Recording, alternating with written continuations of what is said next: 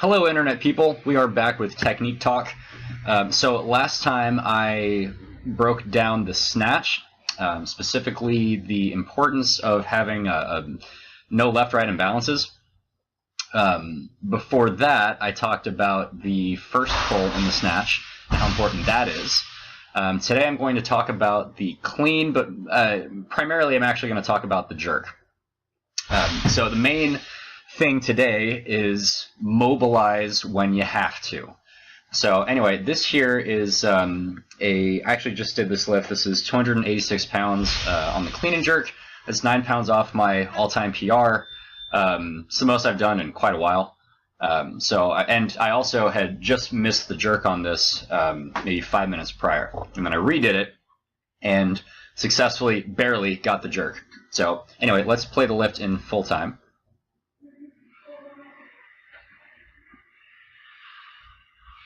And I take forever just waiting with the bar, waiting for the spinny things to get out of my field of vision.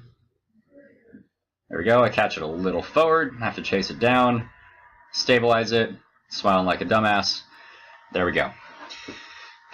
So that's the lift.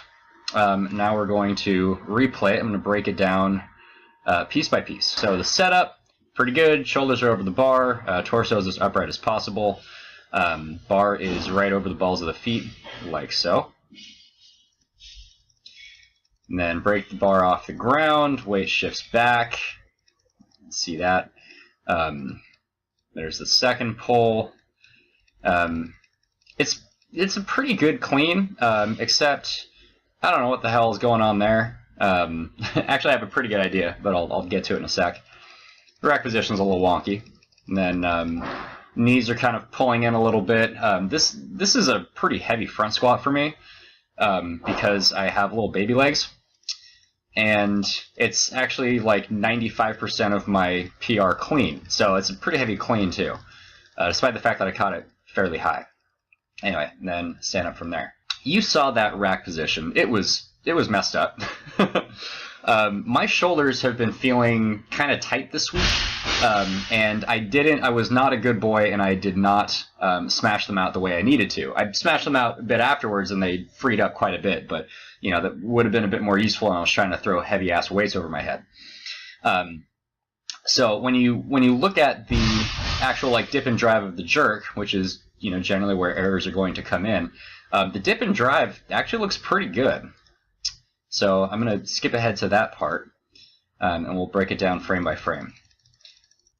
Brace, and then let's break the dip down. So the knees bend, torso stays pretty upright, and the weight stays pretty much right over the middle of the foot where it needs to be.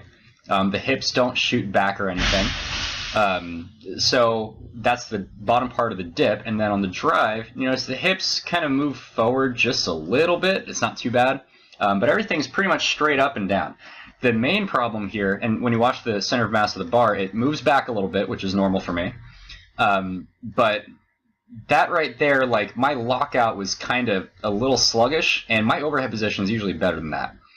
So basically, my upper back was not moving at 100%, and I wasn't able to drive myself forward relative to the bar. I mean, we're only talking like a half an inch. This lift was obviously still savable.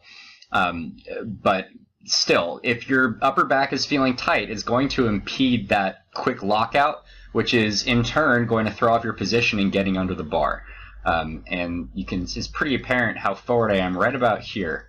The fact that I have to step forward out of the split, and then I'm all wobbly, and I have to chase it down, make sure I'm back on the platform, and then put the bar down.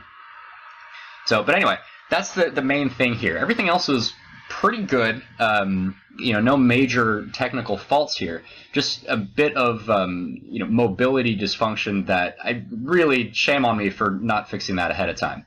So if your upper back is tight, if your shoulders are stiff, take the time, smash it out, get it moving to the best of your normal range of motion, and then try to lift heavy ass weights. Anyway, that's all for today.